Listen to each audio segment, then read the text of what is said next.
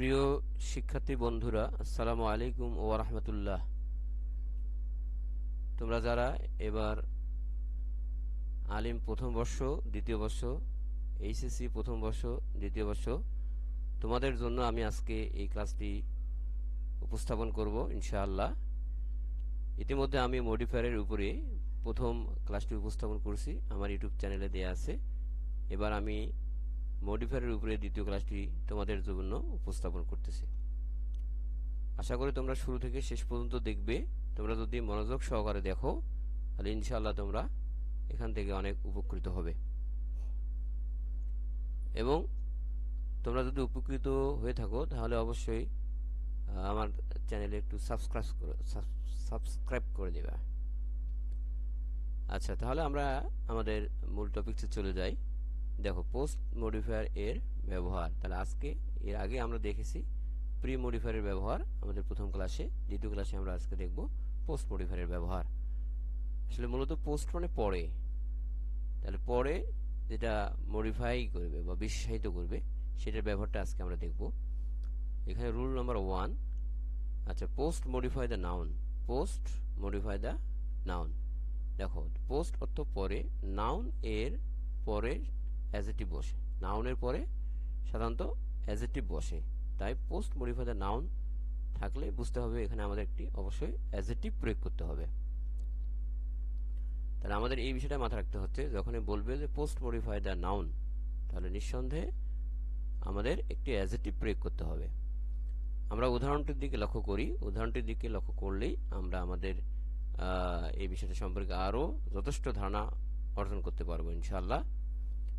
যেমন, they did the work, use dash dash dash dash, ব্র্যাকেটের মধ্যে তোমাদের কোশ্চেনে যে প্যাটার্নে দেওয়া থাকবে সেই সিস্টেমে আমি এখানে উপস্থাপন করছি। Use post modify the noun. Use post modify the noun. তাহলে এখানে আমাদের যৌক্তিক শব্দ প্রয়োগ করতে হবে যাতে করে আমাদের বাক্যটার সঙ্গে সঙ্গতি থাকে। দে ডিড দ্য ওয়ার্ক, আমি এখানে অ্যান্সার স্বরূপ দিয়ে রাখছি ফ্রেন্ডলি, তারা কাজটি বন্ধু সুলভভাবে করেছে।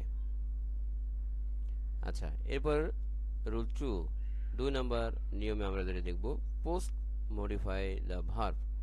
পোস্ট মডিফাই দ্য ভার্ব, যখনই পোস্ট মডিফাই দ্য ভার্ব বলবে আমাদের এই বিষয়টা একবারেই নিশ্চিত থাকতে হবে যে পোস্ট মডিফাই দ্য ভার্ব বললেই আমাদের অবশ্যই একটি অ্যাডভার্ব প্রয়োগ করতে হবে। যেমন সাধারণত যখনই বলবে পোস্ট মডিফাই দ্য ভার্ব, সেক্ষেত্রে আমাদের অ্যাডভার্ব বসাতে হবে, এখানে কোনো সন্দেহ নেই। তাহলে দেখো, উদাহরণটির দিকে লক্ষ্য করো। He walks dash dash dash dash, আমাদের কোশ্চেনে থাকবে use post modify the verb. তাহলে নিঃসন্দেহে আমরা এখানে একটি অ্যাডভার্ব প্রয়োগ করব। হি ওয়াক্স, আমার অ্যান্সারটা এখানে দেওয়া আছে স্লোলি, তাই তোমরা এখানে স্লোলি দিতে পারো। আরও অন্য কোনো শব্দ যদি যৌক্তিক হয় তাহলে অন্য কোনো শব্দ তোমরা প্রয়োগ করতে পারবে। এরপরে 3 নম্বর যেটা আমরা নিয়ম পাচ্ছি, rule number 3, prepositional phrase. Prepositional phrase as post modifier.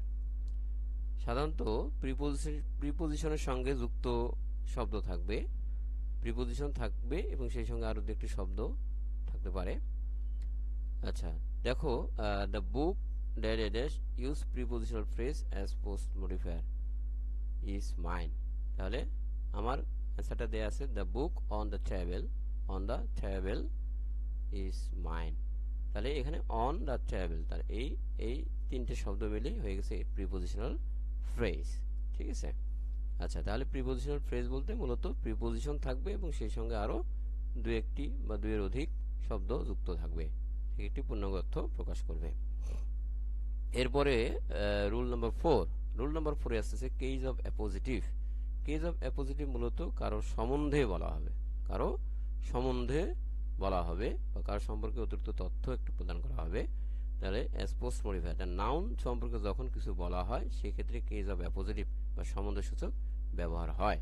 যেমন এক্সাম্পল, মিস্টার রানা, এখানে দেওয়া আছে use case of appositive as post modifier is an active boy. তাহলে এখানে আমরা দিয়ে রাখছি এ ব্রিলিয়ান্ট স্টুডেন্ট।